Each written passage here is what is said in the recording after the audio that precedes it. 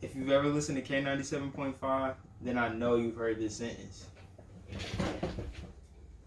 This is Reality Radio with Cathy Hughes. What's your reality? What's your reality? What's your reality?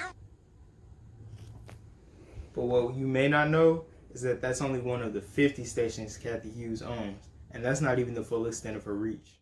As founder of Urban One Incorporated, Cathy Hughes has had a hand in so many different sources of entertainment.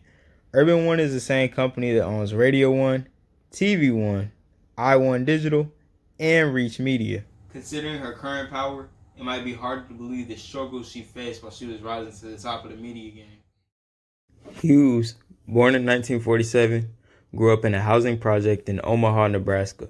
Her family stayed there to save money because her father was busy being the first black person to graduate from Creighton University with a degree in accounting. This determination followed a long line of grandparents that founded schools and played in famous bands. Clearly, she was used to pioneering. The trait even showed itself for the first time when at age 14, she pretended to be older to get her first job. She worked at the newspaper, the Omaha Star, selling ads while being inspired by the owner Mildred Brown. The job only built on the fondness for media that began when she got a radio as a birthday gift at 8 years old. Hughes later became pregnant at age 16 and said that this was what really motivated her to get her life together. She studied at both her father's alma mater and the University of Nebraska, Omaha, but made her way without a degree from either. In 1968, Hughes moved with her husband to D.C. to work at Howard University's radio station.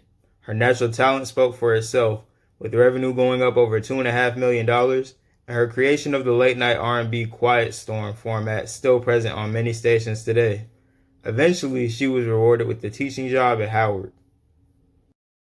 But with her son by her side, Mrs. Hughes decided to take the risk that ended up creating her legacy. She and her husband had purchased a small radio station called WOL in Northeast DC, and she persisted even after getting her loan rejected 32 times.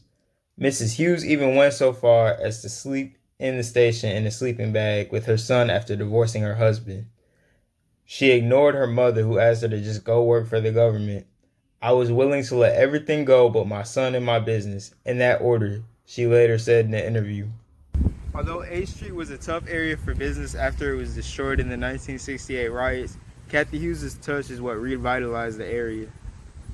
By actively recruiting volunteers and getting involved with the people around her, Hughes was able to revitalize 8th Street, later employing volunteers and building the AM station into one of DC's greatest successes.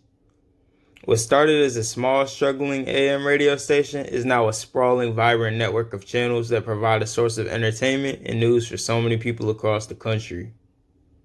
Her son stayed by her side, eventually being the one to make the station go public, playing a major role in buying other stations and expanding the empire.